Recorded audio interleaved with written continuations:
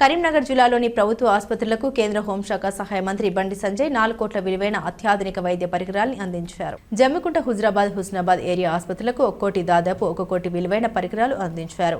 Collector పమ్మిల సత్పతితో కలిసి జమ్మికుంట ఆసుపత్రిని సందర్శించిన మంత్రి ECG, ultrasound, multi parameter monitor, anaesthesia work station వంటి మొత్తం 15 పరికరాలను ప్రారంభించారు.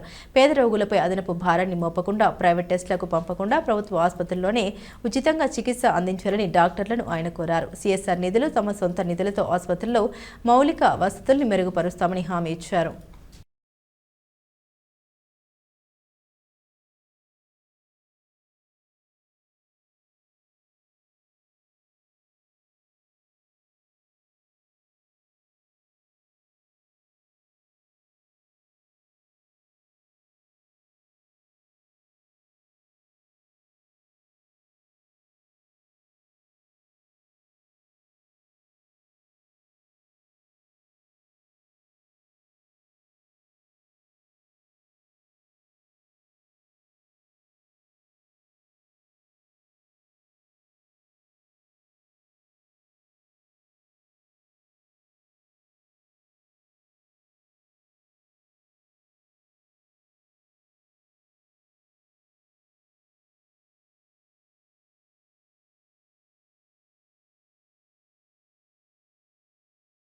పాత్రికేయులకు నమస్కారాలు.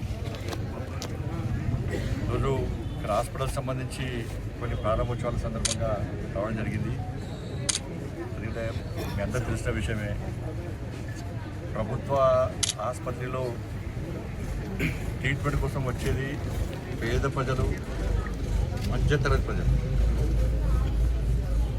వాళ్ళు ప్రైవేట్ హాస్పిటల్లో ట్రీట్మెంట్ చేసుకునేటువంటి స్తోమత లేకుండా ఆర్థిక ఇబ్బందులు కానీ అనేక ఇబ్బందుల వల్ల ప్రైవేట్ హాస్పిటల్ పోలేని పరిస్థితి.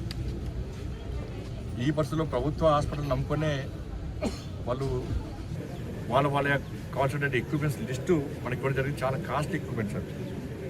దానికి సంబంధించి నేను గతంలో కూడా నా బర్త్డే సందర్భంగా 4 కోట్ల రూపాయలను మనం హాస్పిటల్స్కి ఇష్టం. మనం బెడ్స్ కానీ, అంబులెన్స్ కానీ, ఐసీయూ కానీ, వెంటిలేటర్స్ కానీ, ఇట్లా అనేక రకాల ఎక్విప్మెంట్స్ పని ఇచ్చినాం మనం.